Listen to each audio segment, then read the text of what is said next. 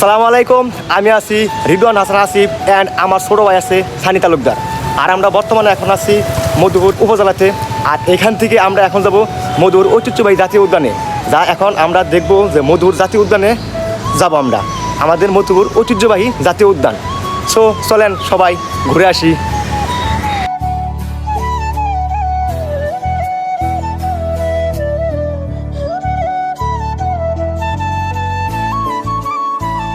ভাই এদিক দিয়ে যাও, আগের কথা কি মনে আছে? মামলার কথা, এদিক দিয়ে যাইতে হবে, এদিক দিয়ে যাও।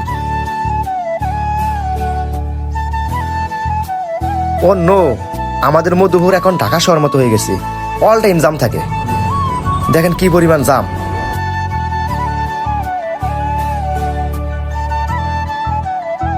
আমরা এখন চলে এসেছি জলছত্র। তো এখন আমরা এখানে নামবো, নাইমা আনারস খাবো। মধুপুর ঐতিহ্যবাহী হলো আনারস। আর আমরা কলকাতা এসেছি তো এখন আনারস না খেয়ে গেলি চলে। এখন আমরা আনারস খেয়ে তারপর জাতীয় উদ্যানে যাবো। চলে। কাকাকে জিজ্ঞাসা করলাম যে কাকা আনারস কত?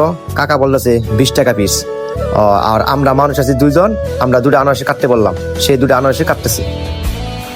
অলরেডি আনারস কাটা শেষ, এখন আমি খেয়ে দেখবো কিরকম লাগে। ও খুব মিষ্টি তো। না আসলেই মধুপুর যে ঐতিহ্যবাহী আনারস আসলে এমনি এমনি নাম পড়ে নাই।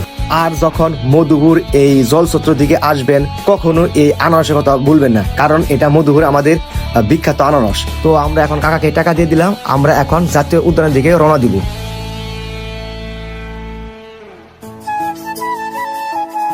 ও আমরা কিন্তু অলরেডি জাতীয় উদ্যানে চলে এসেছি। ওয়েলকাম টু জাতীয় উদ্যান।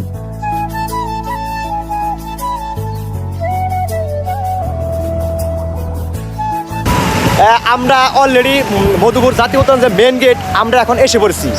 সো এখন আমরা এই মেন গেট দিয়ে প্রবেশ করব যে মধুপুর জাতীয় উদ্যানে কি কি আছে, বানর, হরিণ বা আরও নানা রকম প্রাণীগুলা বলে আছে, আমরা এখন দেখব। তাহলে সানি চল আমরা এখন প্রবেশ করি।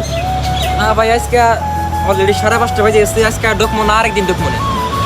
সানি এখন বলতেছে যে 5:30 অলরেডি বেজে গেছে, আর এখানে ঢুকলে পরে মোটামুটি আমাদের 2-3 ঘন্টা সময় লাগবে। সো যার ফলে আমরা এখন আর আজকে ঢুকবো না। আর আমাদের ব্লগ আজকে এই পর্যন্তই।